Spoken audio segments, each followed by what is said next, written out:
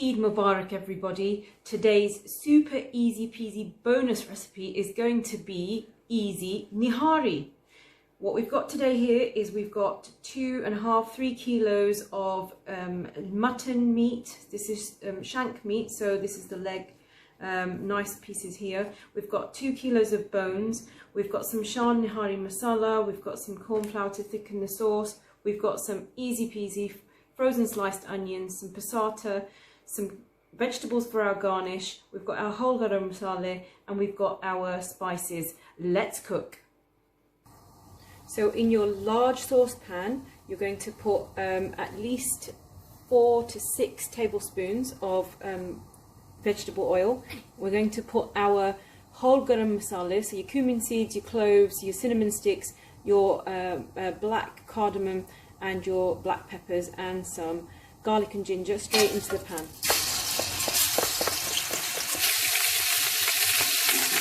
Once the garlic and ginger is golden, throw in your frozen sliced onions.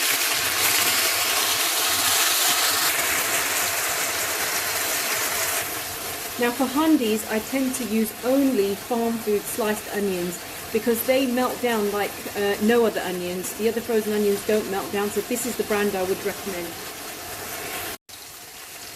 Once your onions are golden brown, you're going to add your meat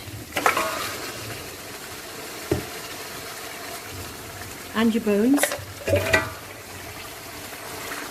The bones are really just to add flavour, and we're going to take the bones out later on once we've cooked the nihari.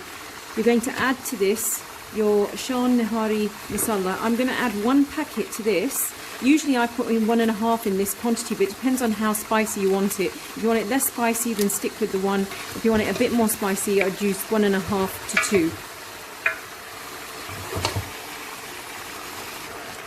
You're also going to add the spices that we measured earlier on. So half a teaspoon of red chili flakes. We've got some ground cumin, I like a lot of that in it, some black pepper, some pink Himalayan salt. And you can either use beef stock powder or you can use chicken stock powder. Today I'm using chicken, it tastes really nice. Straight in the pan. So you're going to fry that for a few minutes, and the lovely aroma, you can smell all the Nihari spices coming out. So once your meat's been cooking for about 5 to 7 minutes, it'll have changed colour. You're going to add probably about 300 to 400 grams of passata. If you don't have passata, you can just take 1 tin of tomatoes, and just what you see is it's already crushed. It's got some garlic in this one, which is quite nice, so we're just adding that.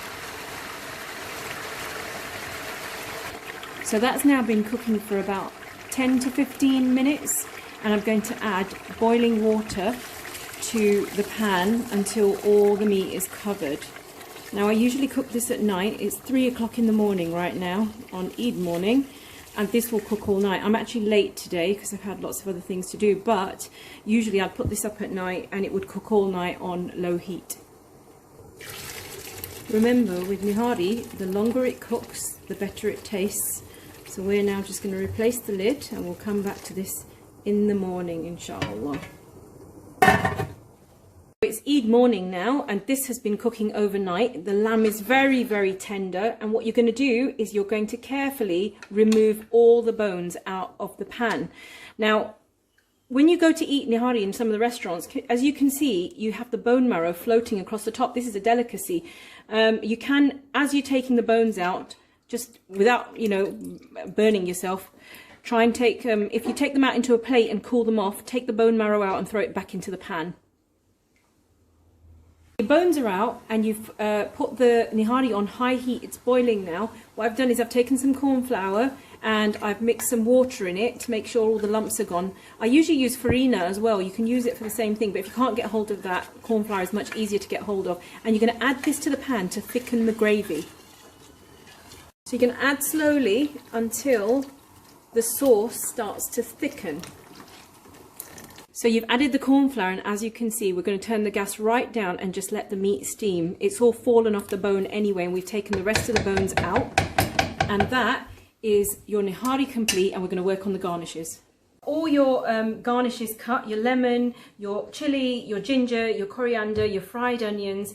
You've got your nice naan. If you've got time to get them made fresh or make them yourself. If not, your local cash and carry is great for the ready-made naan. And there you have it, your easy peasy Nihari. Enjoy. I hope you really enjoyed the 30 Ramadan recipes as much as I've enjoyed making them and sharing them with you guys. If you want to get more involved, if you want to get involved in community cooking, I've really kind of refined this process. I've been there, done that, done all the fancy schmancy recipes. What I'm trying to do now is make sure that busy working mums and dads have got the gift of time. Quick, easy hacks to make at any time. If you want to get involved in community cooking, I would recommend everybody to do a level 2 food safety hygiene certificate. Once you've done that, PM me, get in touch with me, and we will talk about how we can expand your cooking. JazakAllahu khairun. Have an absolutely amazing Eid. TaqabbalAllahu minna minkum. Assalamu alaikum wa rahmatullahi wa barakatuh.